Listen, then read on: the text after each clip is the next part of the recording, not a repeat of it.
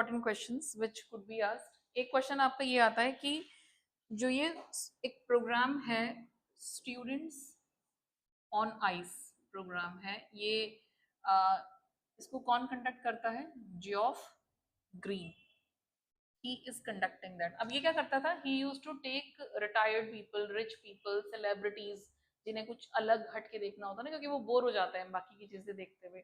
so he used to take them, पहले उनको लेके जाता था जो सेलिब्रिटीज हैं and all. But then gradually इसने क्या किया? Celebrities, the retired and all, धीरे धीरे इसने वो चेंज कर दिया and then he started taking students there. तो ये वाला क्वेश्चन बहुत बार आता है कि भाई वो स्टूडेंट्स को क्यों लेके जाता है वहां पे?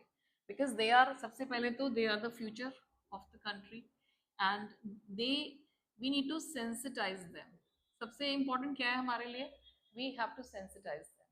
उन्हें सेंसिटाइज करना है, उन्हें ये एहसास दिलाना है कि दिस इज आवर अर्थ और देखो इसकी कंडीशन ये है, this is what is happening here. और यहाँ पे एक वर्ड दिया हुआ है, this is about blasé, it is blasé, थोड़ा सा डिफरेंट है ये word. So this is blasé, इसका प्रोनाउंसिएशन क्या होगा? ब्लॉजे।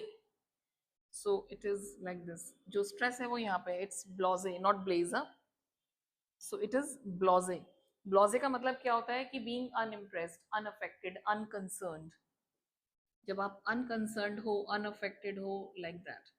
जब आप टीवी में देख रहे हो ना, कोई चीज पढ़ रहे हो, आराम से बैठे हुए हो सोफे पे, तो शायद आपको बिल्कुल भी रियलाइज नहीं होगा कि क्या कंडीशन है हमारी अर्थ की। बस ग्लोबल वार्मिंग हमारे लिए एक चैप्टर है, एक टॉपिक है, एग्जाम में लिखो 5 मिनट, उसमें 150 वर्ड्स लिखो, खत्म।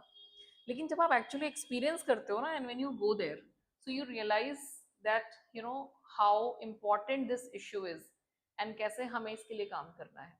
सो this is something very important. ठीक है?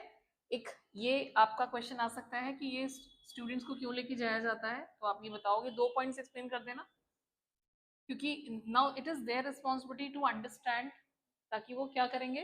दे will create awareness among people, खुद में भी अवेयरनेस आएगी और आगे की जनरेशन क्या हो जाएगी? कॉशियस हो जाएगी एंड अलर्ट हो जाएंगे, so that they will not harm the environment. एक और क्वेश्चन आ सकता है इसमें, वो क्या है कि take care of the small things, ये लिख लो, take care of the small things and big things, क्या आएगा? Big things will fall into place, will fall into place। what does it mean? fall into place का मतलब होता है कि ठीक हो जाएंगे, सही हो जाएंगे। अगर आपने छोटे छोटे मेजर्स लिए तो बड़े बड़े काम अपने आप हो जाते हैं। क्या होता है कई बार कि अगर आपको कुछ बहुत बड़ी चीज करनी है ना, कुछ बड़ा काम करना है, तो उसके लिए छोटे छोटे स्टेप्स लेना शुरू कर दो। एक तो जनरल वे में भी ये चीज बहुत इंपॉर्टेंट है। यहाँ पे इसका कॉन्टेक्स्ट क्या है कि there are some phytoplankton plants, ये वर्ड याद रखना है आपको, फाइटोप्लैंक्टन प्लांट्स होते हैं। ये सिंगल सेल्ड प्लांट्स हैं। कैसे हैं ये? Single celled, single celled plants है। और फोटोसिंथेसिस से ये क्या करते हैं? फोटोसिंथेसिस सबने पढ़ा हुआ है, फोटोसिंथेसिस, जिसमें फोटो मतलब वो क्लिक वाला फोटो, फोटो का मतलब क्या होता है? नहीं बेटा, फोटो मतलब लाइट, लाइट को इकट्ठा करते हैं, सनलाइट को, तो ये इससे ही वर्ड आया है फोटोसिंथेसिस। अब वो ये जो ग्रास है, एक तरह की प्लांट भी नहीं है, ग्रास है एक तरह की, समंदर के अंदर होती है। इस ग्रास के ऊपर कौन डिपेंडेंट है?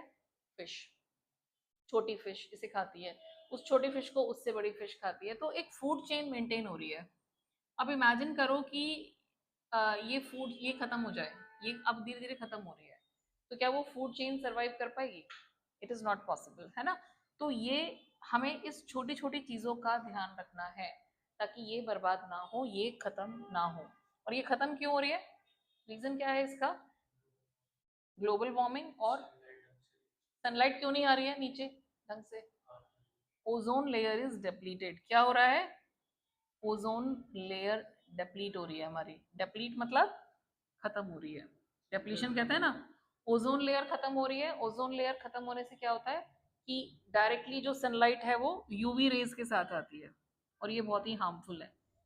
तो ऐसी सनलाइट नहीं चाहिए हमें, ठीक है। तो ये जो बेसिकली ये जो ओजोन लेयर है ना, ये किसका काम कर रही है, एक लेयर बनी हुई है हमारे स्ट्रेटोस्फियर में, वो क्या करती है, एक तरह से कहते हैं ना कि उछन के आती हैं चीजें, ये वो करती है, फिल्टर कर देती है सनलाइट को। तो जो हार्मफुल यूवी रेज है वो नहीं आएंगी।